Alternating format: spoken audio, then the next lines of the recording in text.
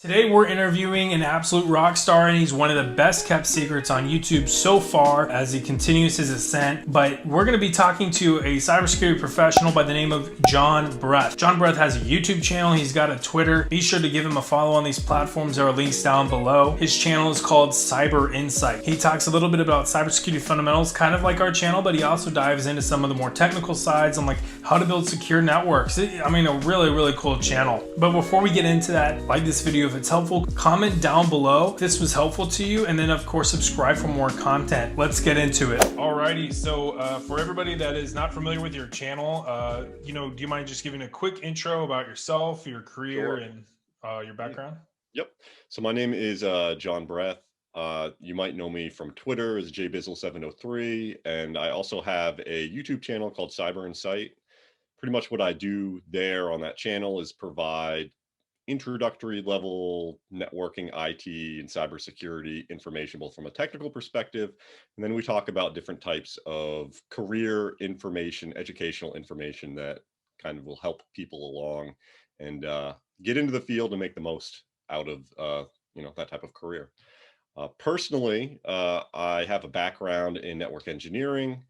I've worked for, well, started off in the Air Force, worked for some consulting companies, tier one ISP, and then I started my own company, and I kind of do IT and cyber architecture work currently.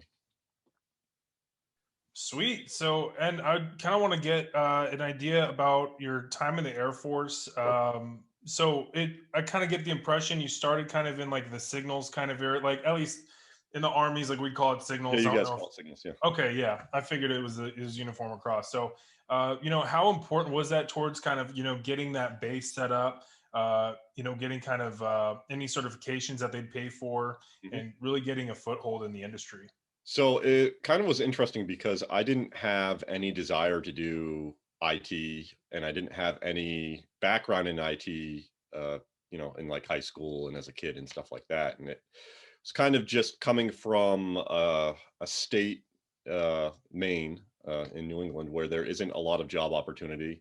I wasn't quite sure what I was doing, didn't have a lot of direction. So I joined the Air Force, and it kind of was one of those things where I just lucked into a career field because I scored well enough on the ASVAB test, right? So they're like, yeah, you can pretty much do anything. And I'm like, oh, okay, well, this job sounds kind of cool. So that was kind of like what pushed me in that direction, even though it wasn't intentional, right? There wasn't any, growing up and having a whole bunch of, motherboards and, coding from the age of 10 and stuff like that. That wasn't it. Um, but once I got into the Air Force, the specific job was called tech control. So it's like long haul telecommunications. And the foundational information that you learn with that was kind of, you know, uh, I want to say network plus type of stuff, right?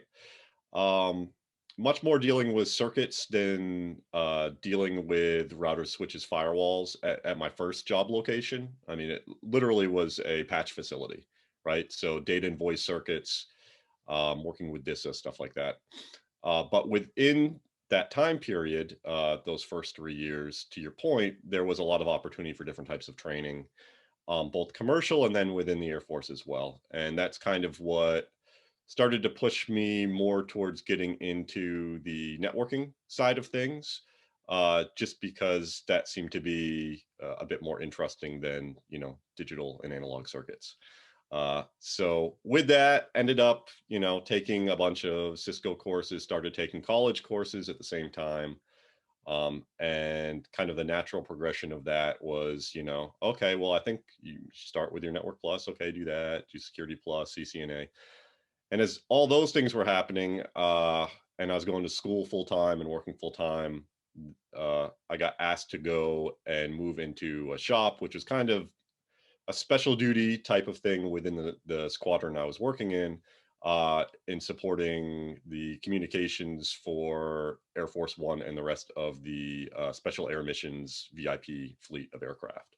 And that was completely network centric, like no more circuits and stuff like that. It was all switches, routers, firewalls, some SATCOM stuff. But that was kind of my impetus and push into that. That's sick. That's Yeah. really cool. So, I mean, a lot of it seems like you really started in like the signals networking side of the house, and then that obviously ties in just naturally into some cybersecurity stuff by For sure. nature. I mean, it kind of Yeah, yeah. has to be. Yep. So, how important was it for you to kind of start on that networking side of the house before kind of really, diving into the security world, Yeah. just to get that foundation up? Sure. So I think it's a few things, and I'm biased in this when I say this, obviously, because coming from a networking background. But my feeling is you really have to have that fundamental knowledge of the networking side of things to be efficient as somebody working in cybersecurity. And maybe not so much if you're working, on the GRC side, you might not need to be like that deep into it. But if you're doing blue team or red team type of stuff, um, you know, if you're attacking or defending the network, you need to understand how the network works, right? And not necessarily that doesn't mean you need to go get like a CCMP or anything like that, but understanding the basic learning objectives that would be covered, in a network plus or something like that, um, you know, really is going to make your career, at least starting off, be a lot smoother than kind of having these large knowledge gaps of, okay, well, I don't know how to subnet, and I'm looking at, an output from Wireshark, and I don't know, what subnet that IP address is in because I don't know how to do stuff with subnet masks.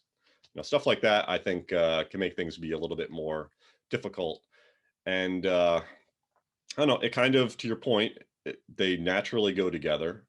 Um, and I'm kind of glad to see recently, in the past 10 years or so, I think that understanding has become more concrete as far as bringing those things together compared to I just work in infosec or I just work in cyber, and then you got your engineers and your operations folks over there, and this is their responsibility, and IT and ops folks, what do they care about any type of cybersecurity stuff. I think as we've kind of levied more responsibilities and requirements, especially from like a compliance standpoint, I think that's kind of put the onus a little bit back on the IT teams, because you're trying to maintain your patching, and so at least you're integrated with that. You're having your communications, you're understanding, you know, the differences between critical vulnerabilities, high vulnerabilities, medium vulnerabilities, and hopefully working with your cybersecurity teams to come up with mitigations and things like that when patches don't work. So I think there's a whole bunch of ways that there's starting to be a lot more synergies, and I think that's a good thing. Something you've mentioned in like your interview with the XSS rat and a couple of your other videos is um, how your I guess your non quote unquote cybersecurity team, like your non discrete blue teamer folks that are on the networking side, how they are still kind of really part of the blue team, and how Oh, for it's sure. everybody's job, it's Yep. everyone's job in the organization.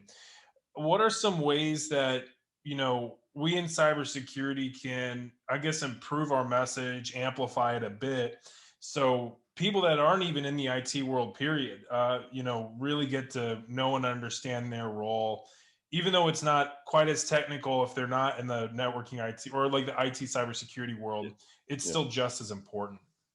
Yeah, I mean, I think at that point it all just comes back to communication and also levying expectations, right? And if those expectations are never explained and explained in a way where folks understand what the impact is for not being a part of the group, not feeding inputs into things, not reporting things, not looking for ways to work together, then that's obviously going to cause a lot of issues. So I think trying to bring people together to understand, it's not supposed to be a contentious type of relationship.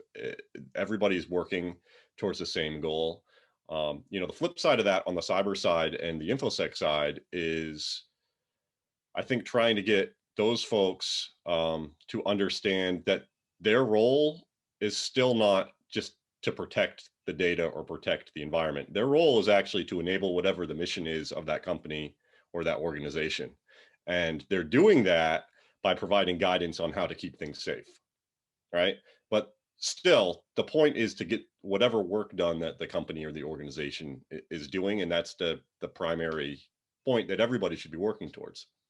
So I think kind of coming at it from that approach and getting people to see that maybe what their initial thought is of what their responsibility is, or that their only responsibility is, actually encompasses more things. You know, I think on the IT side, it's kind of the flip of that. Like they're like, yeah, you know, uptime, keep everything moving. Security is an impediment. They don't want to, you know, allow us to do these things. And, you know, getting those folks to realize, well, actually, you know, part of it is, you know, yes, the mission and getting the work done. The other part is building and maintaining safe and secure systems, right? So it's kind of this symbiotic relationship that both things need to be kind of fed, and I don't know, maybe the mindset adjusted a little bit to get everybody pulling in the same direction. Yeah, gotcha. That's, I mean, great stuff. So, and to kind of tie this into your time in the Air Force, you know, and I guess this kind of depends on, you know, specifically the shop you're working on and who, you know, the people around you. And I don't know, you know, I'm sure everybody was probably more technical on the Air Force side. With like the Army in like a command, you'll have like your S6, who's your signals officer, and they'll have to like report just directly to the commander their requirements, their needs, Mhm. and stuff like that. And especially if the, you know, your commander isn't from like an IT background, Yeah. you know, if they're from like a combat arms background, that translation might be kind of more difficult, especially if you have to do it in a timely manner. Yeah. How did your time in the Air Force kind of help, uh, I guess, nurture your ability to communicate with non-technical people and technical people, and bridge that gap? Sure. So I mean that is definitely always an issue.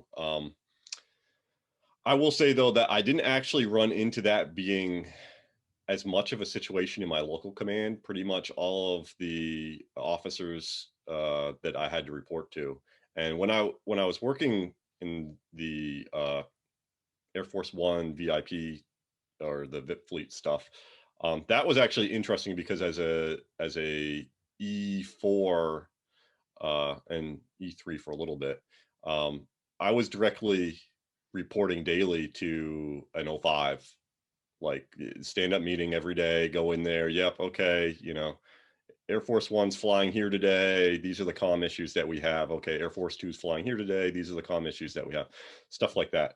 So, that coupled with also the reporting requirements that we had, which pretty much went up to a whole bunch of flag officers and stuff like that, made me get very good at well, written communication for one, because your ass would get grilled if there was any issues with any type of reporting that you were doing, if it wasn't pretty much perfect. I mean, it had to be perfect, right? So I mean, you're writing emails that are being you know, double checked by other people before you're sending them off, which was interesting because the office itself was very, very small at that time, and it was just, you know, me and a contractor on shift, right?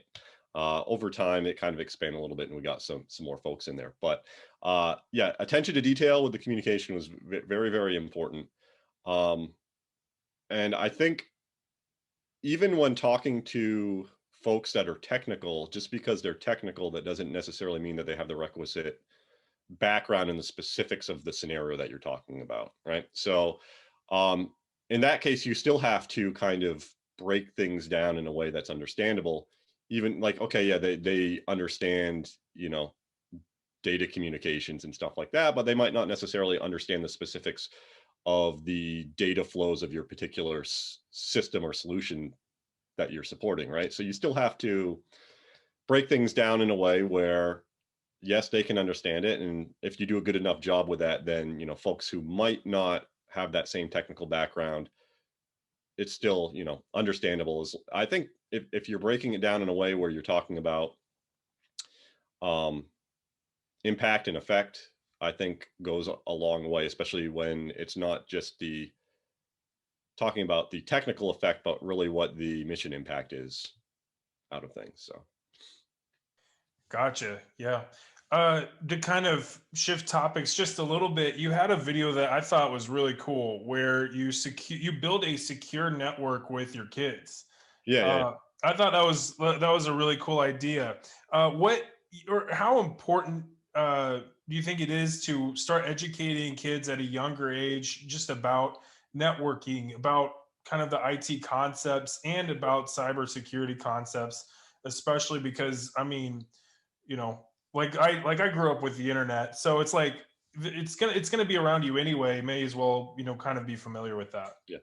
No, exactly. I mean, everything at this point is going to have like an IP address on it. So, uh, as much as you might try to fight that, and that's kind of like a funny thing for me, like, and some people joke with me about this, but you would think being in tech, I would fully embrace all things tech, and I don't. You know, it's like I work with it all day, and then it's like, man, I don't want any of that Alexa or you know, like any of that stuff in the house. I'm like, nah, we're good. No smart fridges or anything like that. Um, but yeah, I think when it comes to kids, since everything they're doing is going to be revolving around that, I mean, we kind of have certain things that you want to instill in kids from a safety perspective, and cybersecurity just has to be another one of those things that you need to be aware of and talk to them about, both from a technology standpoint, right? Like, yeah, you don't want to go and click on links and download things from, you know, places that look shady and, you know, that type of stuff. But then also from like a people perspective, as far as, you know, being aware of who you're talking to, being aware of the information that you're sharing, you know, that type of stuff as well. So I think it's very important, and honestly, not only for kids, because there's a lot of people who, you know, might not be street smart when it comes to those types of things, right? So, you know, the same type of conversations that you would have with your kids, you probably would have with like your grandmother. So, Right. I definitely feel you on the IoT thing. Like yeah, I have like I think I have like two little like Alexa pods. yeah, They're I mean, they're in a bag. They're not plugged yeah. I in. actually hold on one second because this is kind of funny. I think I have one. Oh, yeah. So somebody gave me this for Christmas 2 years ago, and this thing has not been opened. And when I first got it, I was like, you know, I should go on Google and try and find some like simple Amazon Echo hacks and just like make some YouTube videos out of it or something like that. And I just haven't had the time to get back to do that. But that is probably about the only way that I would ever end up turning that on. See, that's probably going to be a really cool collector's item in like 50 years. It's like, hey, do you want to see a mint condition Right. Amazon Alexa? Exactly. Yeah. Yeah. It's like they rule the world. Why would I want to see one? Yeah. Like, Yeah, like, and yeah, these are what enabled Skynet. So right, yeah. Amazon Skynet coming yeah. soon. And I've thought about the same thing with, using them in like a home lab and just kind of goofing around with them. Yeah. But I feel like, I mean, what makes me a bit nervous about it is that's how I've accumulated IT stuff. Hmm. It's like I'm gonna want to use this at some point, and it just kind of sits there for a while. For sure. Yeah. And at some point I'm gonna need to, sift back through. But and especially with the big security camera hack that just got announced this last week, you know, IoT devices, that's an interesting topic in cybersecurity, and kind of and tying that back to, spreading the message not just to people of a younger age, but people of an older age and just non-technical people, how important it is to secure IoT devices. Because I mean, like you said, everything has an IP address, and that may not be a connection that people that aren't in, the IT world Yep. would probably think of at first. They'd be like, I'm Yep. about to get Grubhub with my voice, not necessarily this could be hacked, Right. Yeah. Yeah. So how can we, I guess, tailor a message that is just for them, that you know it can, I want to say is trendy, but can definitely get the message out there that security with IoT devices is incredibly important. Yeah. Um, that's a really good question, and I don't know that I have a really good answer for it because we still have issues with just getting folks to like patch their PCs, right? So these things, I mean, like, okay, the Amazon dot here, maybe that is good from a patching perspective. Like maybe Amazon will stay up on all this stuff, but within the marketplace, we have so many different types of devices. And I mean, I'm pretty pessimistic about the fact of all of these different companies continuing to update their software that's running on them to keep them, you know, secure in some type of manner, outside of the fact of, yeah, okay, we make sure that we change the default credentials to get into it, and your other basic hygiene stuff.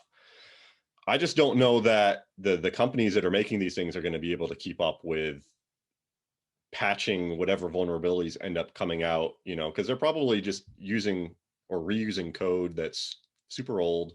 Especially you're talking just, you go on Amazon and just find some random company that has some type of, I don't know, a waffle iron that is able to give you your information from weather.com or something like that. How often is KitchenAid really looking at updating their software on their devices and stuff like that? So I don't know. I think that's going to be a really, really tough challenge. I think that the awareness aspect of stuff is really, really important. But I think probably the answer with that type of stuff might end up coming down to being more of a technical answer at some point with some other types of protection mechanisms. Yeah, and you bring up a really good point about patching, and we've seen that with, I mean, tied into another hack because 2021 has been insane. Is like that exchange hack. I Yeah, mean, people are still running, very old versions. Well, relative to the IT world, very sure. old versions of Exchange, Yep. uh, and that it's so. And my next question is probably going to be about updates and patches and compatibility, because this is something that I've been kind of wondering about myself, is like what companies and organizations that are worried about updates and patches because it could cause configuration issues. Hmm. Obviously there's a balance where you have to at some point implement patches and upgrades, Sure. Yeah. because it's just either for compliance or just because of there are obvious vulnerabilities, Right. Yeah. but there are also business altering compatibility issues that are kind of holding things back. There's only so much vendor support that can be done on the Sure. vendor side. Yep. So I guess what other options, if there are any, I mean, maybe there aren't, what other options do organizations have to, I mean, just kind of either speed up the patching and upgrade process, and avoid those uh, integration issues? Sure. you know are there any strategies that you have in mind? Well, I mean, I think there's a few different ways to kind of attack that, and it all depends upon, in some ways, is the threat or concern with operational impact actually a valid one, or is it one of just the unknown, right? Because you definitely could get in, there's places like that where they're just, you know, uh, averse to installing patches because they're like, this thing's working and we don't want to do that.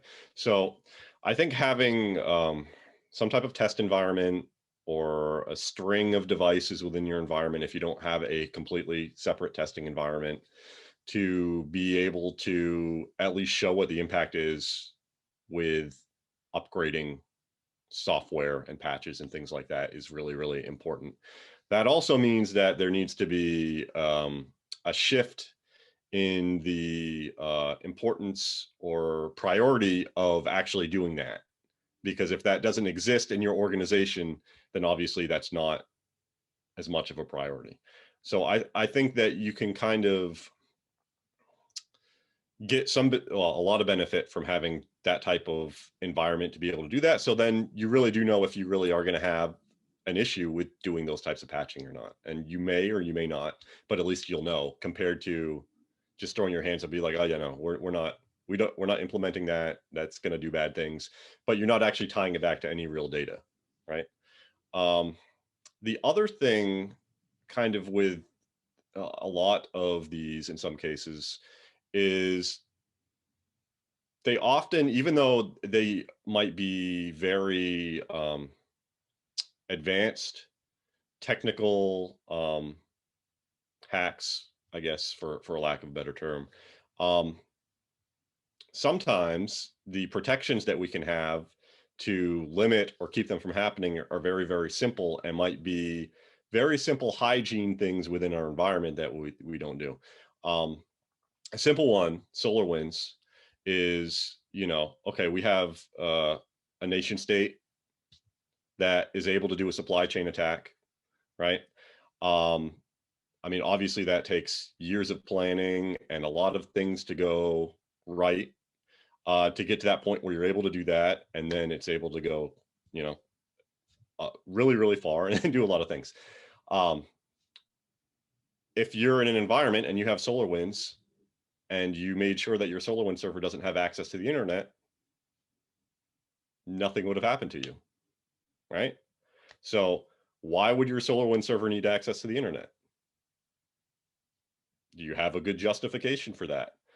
Maybe your justification is, oh, well, we wanted to pull down patches from SolarWinds. Okay, well, why don't you have access controls that allow your SolarWinds server to only communicate back to the SolarWinds domain? I mean, that might be a reasonable halfway point between no internet access and access to everything with no real justification, right? So I think not to oversimplify things, but there are cases and things like that where if we focus on ensuring that the simple and hygiene things are taken care of, it limits our risk surface quite a bit. So